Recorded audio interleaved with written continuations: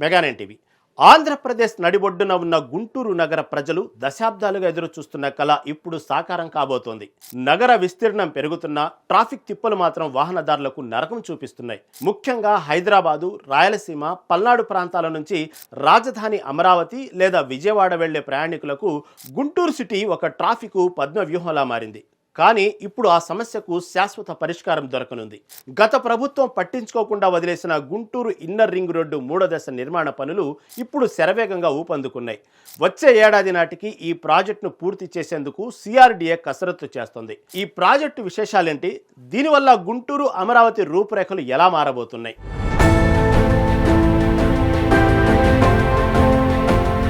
వాస్తవానికి గుంటూరు నగరానికి inner ring road నిర్మించాలి అన్న ప్రతిపాదన 2005లోనే వచ్చినది. అప్పట్లో VGTM ఊడా దీన్ని తెరపైకి తీసుకొచ్చింది. ఆ తర్వాత 2010 నుంచి 2014 మధ్య మొదటి దశలో ఆటోనగర్ నుంచి రెడ్డిపాలెం మీదుగా పనులు పూర్తయ్యాయి. 2014లో అమరావతి రోడ్డు నుంచి స్వర్ణభారతి నగర్ వరకు 2వ దశను పూర్తి చేశారు.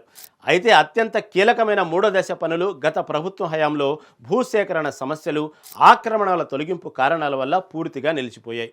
ఇప్పుడు కూటమి ప్రభుత్వం దీనిని ప్రతిష్టాత్మకంగా తీసుకుని మళ్లీ పనులకు ప్రాణం పోసింది. ఎన్నో ఏళ్లుగా ఆగిపోయిన ఈ ప్రాజెక్టుకి ప్రధాన అడ్డంకి భూసేకరణ. స్వర్ణభారతి నగర్ వద్ద రోడ్డు కోసం 380కి పైగా ఇళ్లను తొలగించాల్సి ఉంది. అయితే ప్రస్తుత ప్రభుత్వం ముందుకొచ్చి నిర్వాసితులకు దాదాపు 6 కోట్ల రూపాయల పరిహారాన్ని వెంటనే చెల్లించింది. ఇళ్ల స్థలాలు, టిడ్కో ఇళ్లు వచ్చి సమస్యను సున్నితంగా పరిష్కరించింది. దీనితో సిఆర్డీఏ సుమారు 48 కోట్ల రూపాయల నిధులతో 4.25 కిలోమీటర్ల మేర ఈ రోడ్డును పూర్తి చేసేందుకు టెండర్లు పిలిచి యుద్ధ ప్రాతిపదికన పనులు చేపడుతుంది.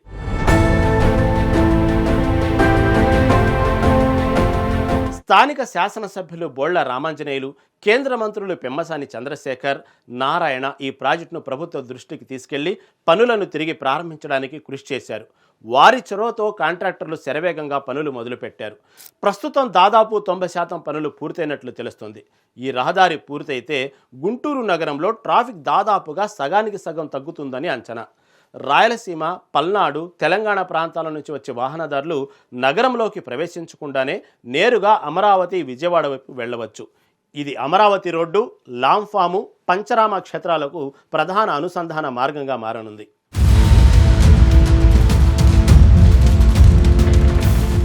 అంతేకాదు, అమరావతికి వెళ్లే వారికి దాదాపు 10 కిలోమీటర్ల దూరం ఆదా అవుతుంది.